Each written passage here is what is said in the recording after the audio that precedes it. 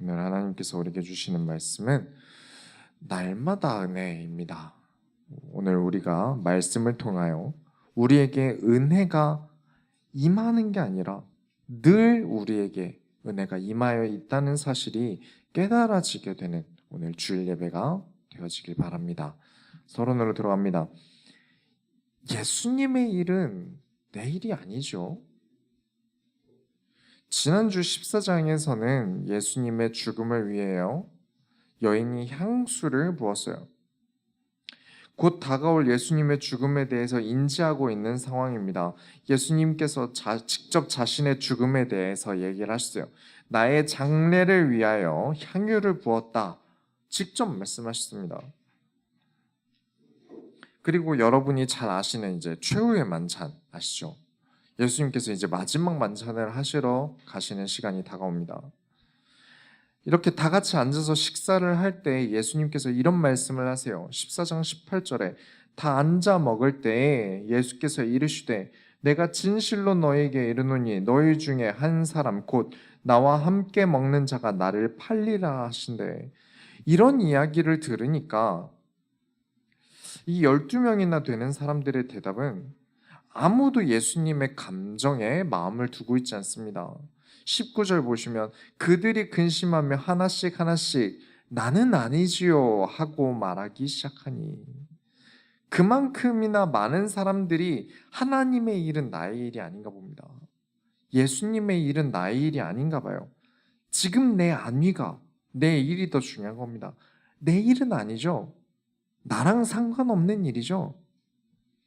예수님이 겪으실 일에 대한 관심은 없고 나는 아니죠. 그럼 예수님의 마음은 누가 알아줍니까? 왜 그렇게 사람들은 상대방이 나의 감정을 알아주기 바라면서 상대방의 감정은 누가 이해해 주나요? 예수님의 마음은 누가 알아줍니까? 21절에 인자는 자기에 대하여 기록된 대로 가거니와 인자를 파는 그 사람에게는 화가 있으리로다. 그 사람은 차라리 나지 아니하였더라면 자기에게 좋을 뻔하였느니라 하시니라. 예수님께서 이 정도 말씀을 하시면 제가 예수님 지켜드리겠습니다. 도 아니고 예수님 그 사람이 누굽니까? 제가 가만 안 둘 겁니다. 라고도 대답하지 않아요. 나는 아니지요. 왜 그렇게 예수님의 마음에 아니면 예수님에 대한 걱정에 나오는 대답은 없을까요? 나의 안위가 먼저니까요. 나 먹고 사는 게 먼저니까요. 나의 안전이 먼저니까요. 나 위험한 게 더 문제니까요. 이런 제자들에게 22절부터 25절을 보시면 예수님은 자신의 몸과 피를 떼어주십니다. 나의 몸이다, 나의 피다, 나의 살이다 라고 하시면서요. 그래요. 성찬식을 빨리 했으면 좋겠는데 이 코로나가 잠잠해지면 꼭 빨리 할 수 있는 날이 왔으면 좋겠습니다. 여러분, 성찬의 의미가 무엇이라고 생각하십니까? 당연히 첫 번째는 그리스도의 피와 살로 우리가 구원을 받았다라는 의미를 가지고 있습니다. 그리고 두 번째는 우리가 예수 그리스도와 연합하여 하나가 되었다라는 의미를 가지고 있어요. 내가 예수님의 피와 살을 먹으면서 내가 예수님과 하나가 되었다. 그렇다면 우리가 진짜 예수님의 살과 피를 기념하는 성찬식을 하였고 그 의미를 알고 있다면 나의 일이 예수님의 일이 되고 예수님의 일은 나의 일이 된다는 거예요. 그래야 정상입니다. 모든 신앙생활을 하고 있는 성도들은 이걸 알고 있어야 돼요. 예수님의 일은 나의 일이어야 합니다. 우리는 같은 목표로 살아가야 됩니다. 예수님은 한 가지 목적을 가지고 살아가셨어요. 하나님의 뜻만 구하고 살아가셨습니다. 모든 성도들도 마찬가지입니다. 우리의 살아가는 방향은 하나님의 뜻에 있으셔야 합니다. 예수님은 하나님의 뜻만 구하시면서 십자가까지 하나님의 뜻을 이루기 위하여 나아가셨습니다. 그렇게 오늘 우리도 하나님의 뜻을 위해 나아가야 합니다. 오늘 말씀을 통해 우리가 오해하고 있는 은혜라는 게 무엇인지 알길 바랍니다. 은혜란 무엇일까요? 은혜 받았다라는 것은 언제 쓰여야 하는 단어일까요? 오늘 성경 내용 중에 어디에도 은혜롭다, 우리가 흔히 쓰는 은혜롭다라고 여겨질 구절은 단 한 구절도 없습니다. 그러나 오늘 말씀을 듣는 모든 소원교회 성도님들은 전부 하나님의 큰 은혜 안에 들어가게 되길 바랍니다. 본론으로 들어갑니다. 내가 늘 하던 대로, 사람은 언제나 그래요. 예수님께서 제자들을 데리고 기도하시려고 산으로 가십니다. 이제 잡힐 장소를 본인 스스로 알고 정하신 것처럼 느껴져요. 그렇죠. 예수님이 막 3천 명, 4천 명 되는 무리들 가운데 계시다면 제사장들과 서기관들이 예수님을 잡을 수 있었겠습니까? 그래서 제자들만 데리고 조용히 산으로 올라가세요. 27절에 예수께서 제자들에게 이르시되 너희가 다 나를 버리리라 이는 기록된 바 내가 목자를 치리니 양들이 흩어지리라 하였음이라. 아까 제자들이 예수님께 저는 아니지요 하던 거 기억하시죠? 그런 제자들에게 너희가 다 나를 버리리라. 네, 파는 것과 버리는 것은 다르죠. 곧 이제 나는 잡혀가고 며칠 뒤면 나는 죽는다. 그렇게 말을 계속해 줬는데도 제자들은 예수님께 붓는 향유가 아깝다고 뭐라 하고 나는 아니지요 라면서 남일처럼 대했던 제자들입니다. 그리고 사람은 위기 상황에서 어떻게 합니까? 해온 대로 합니다. 익숙한 움직임이 뇌보다 먼저 몸으로 움직이기 시작해요. 29절에 베드로가 이렇게 얘기합니다. 베드로가 여짜오되 다 버릴지라도 나는 그리하지 않겠나이다. 내 말은 이렇게 합니다. 그러나 위기 순간에는 늘 지금까지 해온 대로 행동하게 됩니다. 30절에 이렇게 얘기하세요. 예수께서 이르시되 내가 진실로 내게 이르노니 오늘 이 밤 닭이 두 번 울기 전에 내가 세 번 나를 부인하리라. 다음 주에 보게 될 겁니다. 실제로 이렇게 베드로는 부인하게 됩니다. 지금 이 상황이 제자들 입장에서 얼마나 부담스러운 입장이겠습니까? 제가 제자 입장이라면요 엄청 답답할 거예요. 아니 십자가 안 지시면 되죠. 지금이라도 잘 제사장들과 타협해서 안 죽으시면 되죠. 왜 우리 제자들을 나쁜 사람 만듭니까? 우리 인간은요 불편한 상황 만들어지는 게 굉장히 싫어요. 그렇죠? 저도 그렇고 여러분도 그렇고 어떤 불편한 상황이 생기는 게 너무 싫어요. 그런데 예수님은 계속 자기 자신을 죽이려고 죽이지 못해서 안달난 사람들을 계속 도발하신단 말이에요. 얼마나 불편합니까? 내가 스승을 잘못 만났나? 내가 이상하고 말 별로 없는 특이한 사람을 뭔가 되게 대단하게 의미 부여를 해서 따라다닌 건 아닐까? 의심도 되고 답답하기도 할 거예요. 31절에 베드로가 힘있게 말하되 내가 주와 함께 죽을지언정 주를 부인하지 않겠나이다 하고 모든 제자도 이와 같이 말하니라. 자, 분위기상 서로 쉬쉬하다가 누구 하나 나와서 저는 예수님 부인 안 할 겁니다 말하니까 그제서야 저도 예수님을 버리지 않겠나이다 따라해요. 예수님의 일이 나의 일이라서가 아니라 그저 분위기상 그래도 제자인데 그렇게 3년 동안 따라다닌 제자인데 그렇게 말해야 할 분위기였던 거예요. 여기 제자들에는 가룟 유다도 포함입니다. 유다가 정확히 언제 무리를 이탈했는지 나오지 않지만 예수님께서 기도하시던 때에 무리를 이탈한 것으로 보고 있습니다. 그렇다면 가룟 유다도 분위기상 저도 예수님과 함께 죽겠습니다 라고 대답을 했다는 거죠. 참 마음이 아픈 일입니다. 하지만 그래도 저는 교회 내에서 믿음이 없더라도 내가 믿음이 없더라도 있는 척을 해야 된다고 생각하는 사람입니다. 분위기 중요하죠. 제자들이 예수님의 일을 나의 일처럼 생각하지 않았지만 그래도 분위기상 그런 것처럼 행동한 건 저는 맞다고 생각합니다. 아무 믿음이 없어요. 저는 믿음이 없으니 설교 시간에 핸드폰이나 볼래요. 저는 믿음이 없으니까 좀 잘게요. 이런 것보다는 그래도 믿음이 있고 바른 척이라도 하는 게 낫다고 봅니다. 에이, 목사님 신앙생활을 가식적으로 하면 됩니까? 하나님 앞에서 진실되게 해야죠. 그럼요. 진실해야죠. 하나님 앞에서는요. 그런데 진실한 것과 예의가 없는 건 다른 얘기입니다. 우리가 그냥 친구가 얘기를 하더라도 듣는 둥 마는 둥 핸드폰 보고 있으면 그게 예의입니까? 하나님의 말씀이 선포되어지는데 거기서 진실하게 행동하면서 아무거나 막 행동한다는 건 예의 문제예요. 차라리 사회화가 된 성인으로서의 모습을 보이는 게 낫죠. 다 커서 성인이 돼서도 그렇게 행동하는 거라면 아직 애인 겁니다. 아무튼 생각을 해보면 지금 3년을 따라다닌 이 제자들이 예수님께서 제자들의 마음을 보실 수 있다는 걸 모를까요? 분명 예수님께서 몇 번이고 제자들의 마음을 꿰뚫어 보고 있다는 걸 제자들이 확인했습니다. 제자들도 알고 있어야 정상이에요. 인간인 저도요, 목회자로서 이 교회를 이끌고 있는 사람으로서 어쩔 수 없이 이 사람이 정말 믿음이 있는가 없는가를 보려고 노력합니다. 왜냐? 그래야 교회에 큰 문제가 없으니까요. 지금 성도님들은 너무 좋은 분들이 와 계세요. 하지만 언젠가 악한 사람도 오지 않겠습니까? 또 신천지도 코로나 풀리면 슬슬 또 움직이기 시작할 텐데, 그러니 구분을 하려고 할 수밖에 없습니다.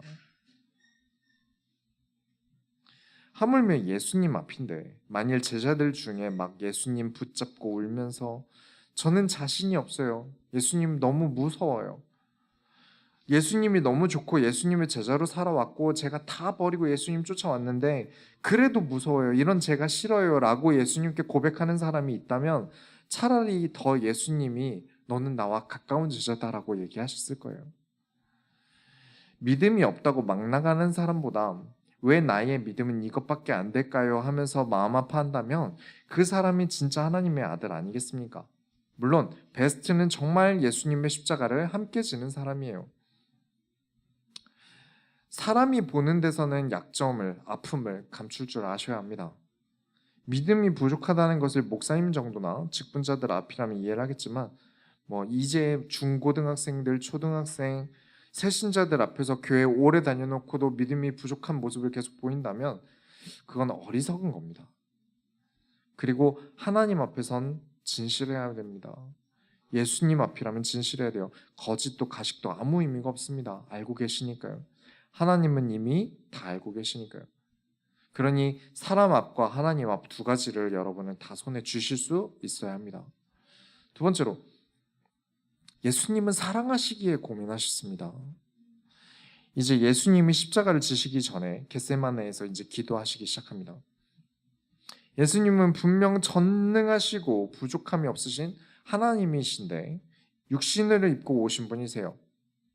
그런데 많은 크리스천들이 간과하는 게 있습니다. 33절부터 34절에 베드로와 야고보와 요한을 데리고 가실새 심히 놀라시며 슬퍼하사 말씀하시되 내가 마음이 심히 고민하여 죽게 되었으니 너희는 여기 머물러 깨어 있으라 하시고. 자, 고민이라는 거 어떻게 하는 겁니까? 고민은 뭔가 부족하기에 하는 것 아닙니까? 하나님이신 예수님이 고민하는 걸 보니 예수님은 부족한 존재인가요? 성경에 대해서 많은 사람들이 사실 잘 모릅니다. 잘 알기에는 너무 두꺼워요. 그렇죠? 그러다 보니까 아는 것 몇 마디 가지고 성경과 교회를 판단하게 되죠. 들은 얘기 정도입니다. 우리 주변에는 나름 머리 좀 좋다고 자존감이 높은 사람들이 있어요. 뭐든 내가 조금만 들어도 다 안다고 생각하는 사람들이 있어요. 그런 사람들과 마주하면 언제 피곤해지냐면요. 성경에 대한 얇은 지식을 가지고 아는 척을 엄청 합니다. 성경은 소설이다, 모순덩어리다 같은 주장을 하는 사람들이 있어요. 자, 그런데 지금 예수님이 고민을 하시지 않습니까?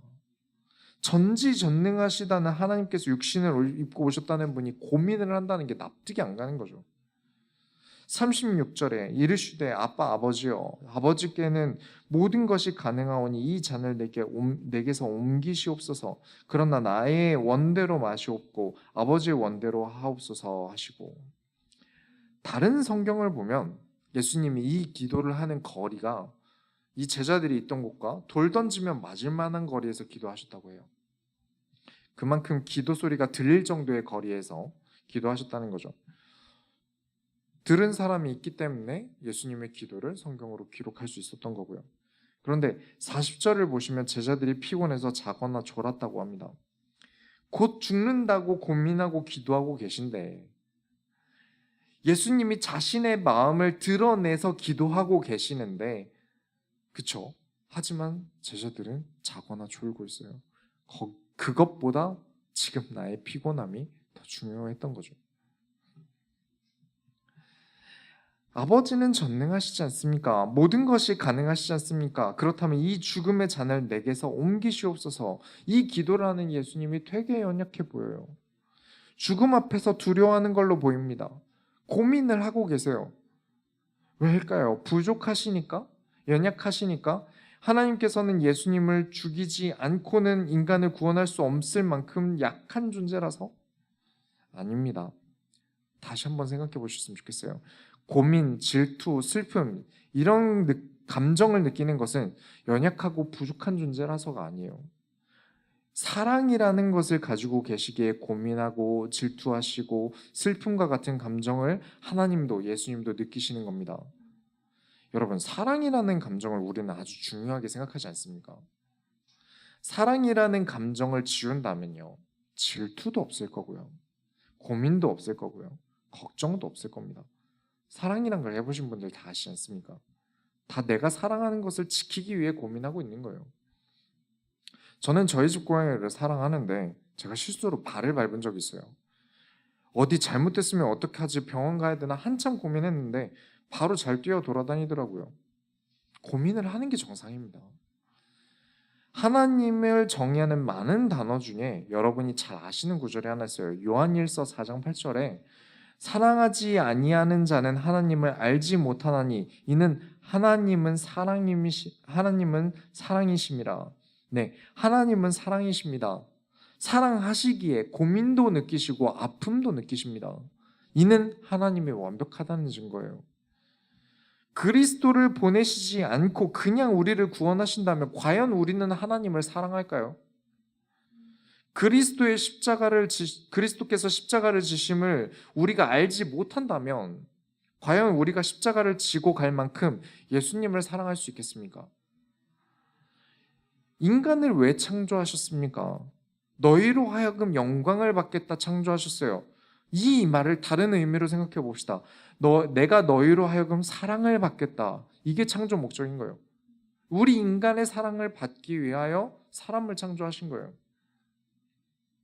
그런 인간에게서 사랑을 지운다면 그게 인간일까요? 하나님이 창조한 인간이긴 할까요? 그런 인간에게서 사랑을 지운다면 고민도 없고 갈등도 없겠죠. 연민도 없고 양심도 없을 겁니다. 그렇다면 그걸 완전한 인간이라고 볼 수 없을 겁니다. 또한 우리를 사랑하시는 그리스도께서 고민과 근심이 없다는 건 말이 안 됩니다. 사랑하시기에 근심과 고민, 걱정과 질투 등 하나님의 성품에 언제나 있는 겁니다. 우리가 그리스도를 사랑함으로써 그리스도 앞에 나아가 그리스도를 사랑함을 우리 삶으로 실천해야겠습니다. 그것이 우리의 창조의 목적이며 우리의 근본입니다. 아니 그럼 그렇게 사랑하신다면, 그렇게 사랑하셨다면 고민할 것도 없지 않습니까? 라고 질문할 수 있는데 가장 사람들이 하는 어리석은 질문이면서 가장 많이 할 수밖에 없는 질문이에요. 사람은요, 희한하게 사람을 잘 모릅니다. 저는 저희 사모님도 사랑하고 저희 형제도 사랑하고 저희 부모님도 사랑합니다. 그리고 저 스스로를 사랑합니다. 나를 사랑하지 않고 타인을 사랑하는 것은 올바른 사랑이라고 볼 수 없어요. 그 많은 사랑해야 할 대상 중이 있고 그 사이에 선택을 해야 됩니다. 그게 인간입니다. 선택은 고민이 따릅니다. 당연한 겁니다. 내가 많은 것들을 사랑하는데 이 중에 내가 선택을 해야 될 때는 고민하는 게 당연한 거예요. 그리고 예수님은 어떤 선택을 하십니까? 나를 사랑하기에 옮기시옵소서. 그러나 더 사랑하시기에 하나님께서 원하시는 대로 하옵소서. 우리가 예수님을 닮아야 하는 가장 중요한 구절입니다. 세 번째로, 여러분, 은혜란 게 무엇일까요? 이제 유다에서 군인들과 함께 이제 예수를 잡으러 왔습니다. 자, 이제 가룟 유다와 제사장들이 예수가 누구인지 이제 제자들이 가리고 막 내가 예수다 이러면서 감춰줄 것을 대비해서 유다가 가서 입을 맞춰 인사하는 사람이 예수다라는 사인까지 서로 맞춰온 상황이에요.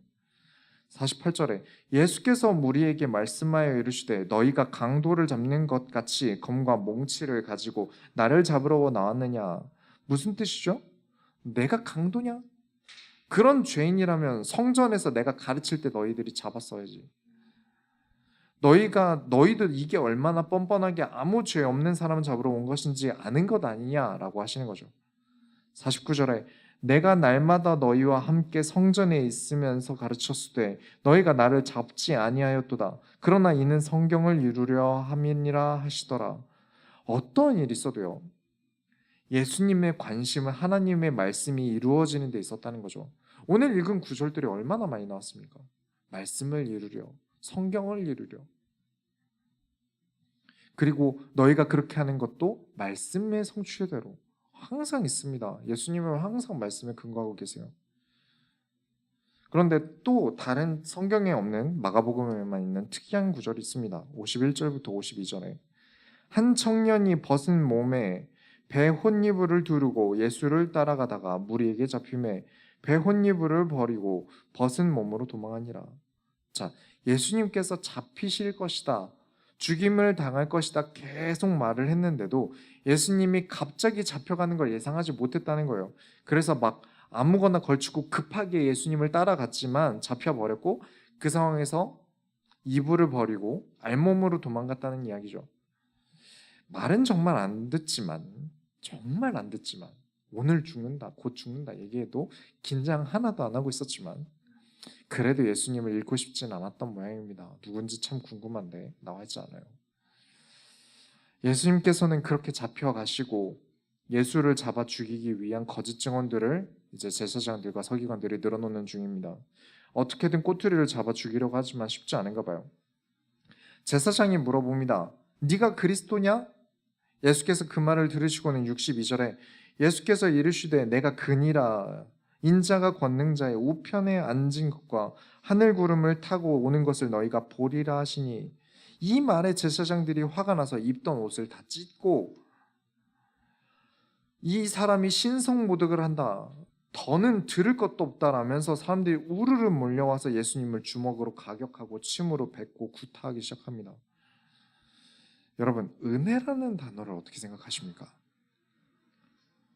은혜라는 것은 하나님께서 나에게 주시는 거죠. 내가 은혜를 구분해서 선택하여 받는 게 아닙니다. 하나님께서 나에게 주시는 게 은혜예요. 그런데 어느샌가부터 은혜가 된다라는 말이 생겨났어요. 나쁜 말이 아니죠. 오늘 말씀이 나에게 참 와닿는다. 은혜가 된다. 너무 좋은 말입니다. 자주 쓰시기 바랍니다. 그런데 이 좋은 말이 악용되기가 너무 쉬워요. 구약에 보면 이제 사무엘서라던가 열왕기서라던가 이런 책들을 역사서라고 합니다. 정치와 역사와 왕들에 대한 이야기예요. 이 안에 은혜로운 구절이 몇 개나 될 것 같으십니까? 많지 않아요. 정치 이야기입니다. 이 안에는 사람들이 죽어나가고 정치질하고 전쟁하고 머리를 굴려서 서로 이득을 먹으려고 하고 우상숭배하고 온갖 더러운 일들이 가득 적혀 있습니다. 예를 들자면 여러분이 잘 아시는 다윗 같은 인물은 성격이 좋은 사람이 아니에요. 이 사람이 이런저런 인격에 문제가 있는 사람이에요. 그러나 하나님의 뜻을 사모하였다는 이유로 크게 쓰임을 받은 사람입니다. 그런데 그렇게 적나라하게 읽으면 은혜가 안 되니까 다윗을 아주 인격과 인성도 바른 사람으로 포장을 자주 합니다. 많은 사람들이. 은혜를 내가 감정적으로 받으려 하다 보니까 이 사람의 인격을 보면 은혜가 안 돼요. 그래서 그런 걸 제낍니다. 성경을 성경대로 보고 믿지 않게 되는 거죠. 예수님이 침에 맞으시고 구타당하는 이 장면이 은혜로운 장면입니까? 징그러운 장면이죠. 피가 튀고 전능하시다는 분이 발가벗겨져서 두들겨 맞고 계시니까요.